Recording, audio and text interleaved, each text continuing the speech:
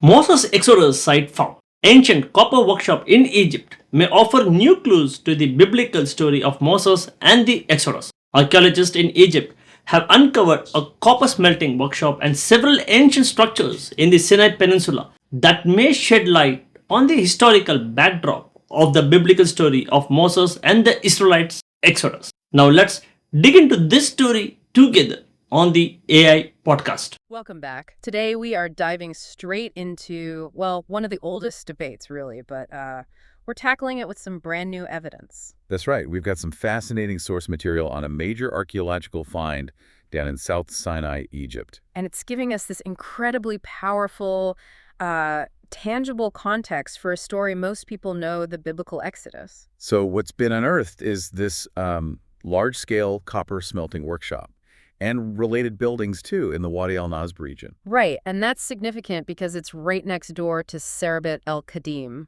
which is, a really famous mining area in Egyptology. Exactly, a well-known spot. Okay, so let's be clear up front. Our goal in this deep dive, it isn't really to prove or disprove the biblical story itself. No, not at all. Instead, we want to use this site, which dates to the New Kingdom period, to understand, well, the true scale of Egyptian industry back then. And, crucially, who was actually doing the really hard labor out there in Sinai?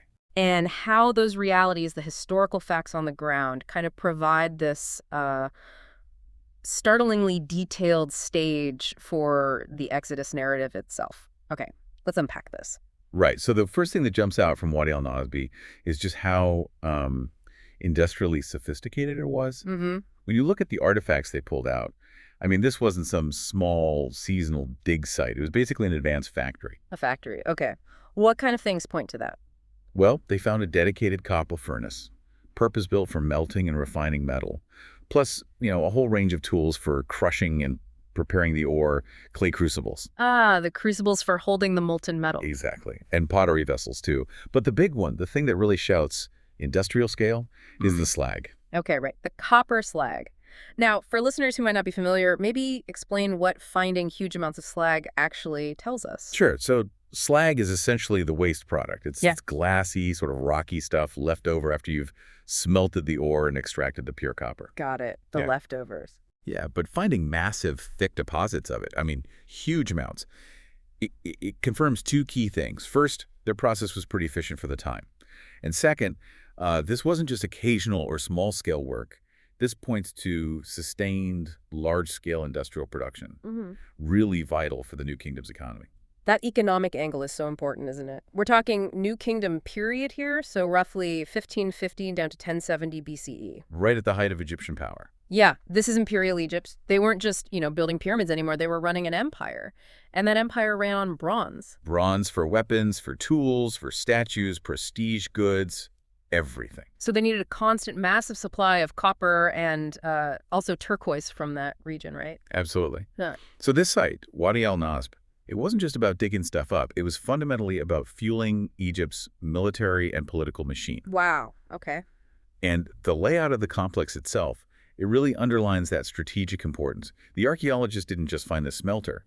They also uncovered three quite strategic buildings that seemed to manage the whole operation. Okay, what were they? Two were sandstone buildings, one guarding the western entrance, basically, and another where Wadi al-Nasb meets Wadi al-Sawar. And the sources suggest these started out as something else, like lookout posts. That's right. Initially, they looked like they were watchtowers, probably for guards overseeing the area and maybe the workforce. But then later, they were actually converted into production facilities themselves. So they went from security to production.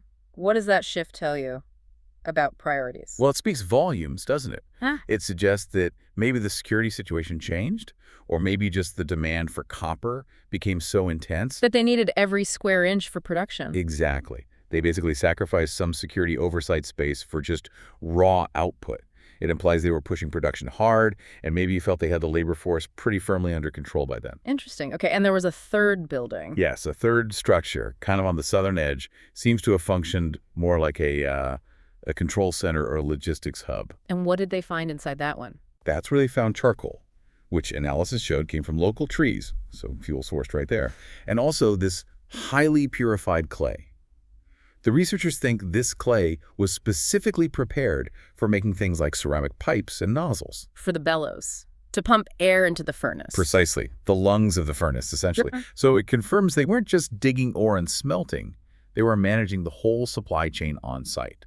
Fuel, smelting, even making parts for the equipment. That paints a picture of a really advanced, relentless industrial operation. Okay. But now we need to shift focus. From the technology, the what, to the who. The human element. Yes, because the location, Wadi al-Nasb, it's geographically and historically, well, it's pretty charged territory, isn't it? This is where it gets really interesting. It really does. I mean, the site is smack bang in the middle of the South Sinai Peninsula, which is, the general region traditionally associated with the Exodus wanderings. Including being near Mount Sinai, where the Ten Commandments story is set.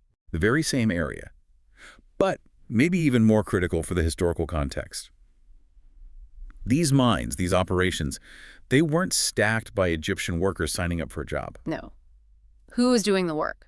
Well, the evidence strongly suggests they were primarily operated by prisoners of war, often captives brought in from campaigns in Southwest Asia. Southwest Asia, Canaan, Syria. Exactly that area. Yeah. And we can look at work by scholars like Gregory Mumford back in the late 90s, who established that these forced laborers likely spoke Northwest Semitic languages. Northwest Semitic languages. Now, just to be clear, that's the linguistic family that includes languages like Canaanite, which is the ancestor of Hebrew and Phoenician, yeah. Okay, so that's a huge connection. It supports the possibility that actual Hebrews, or maybe Proto-Israelites, were among these captive populations. It certainly opens that door very wide.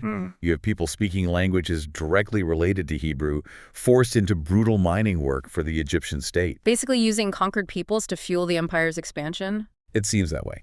And if you widen the lens just a little bit geographically to the site right next door, Sarabat el-Qadim, the evidence for this Semitic presence gets even stronger. They've found inscriptions there, actual writing, that includes examples of what we call Proto-Sinaitic or Proto-Israelite script. Actual writing from these workers. Yes.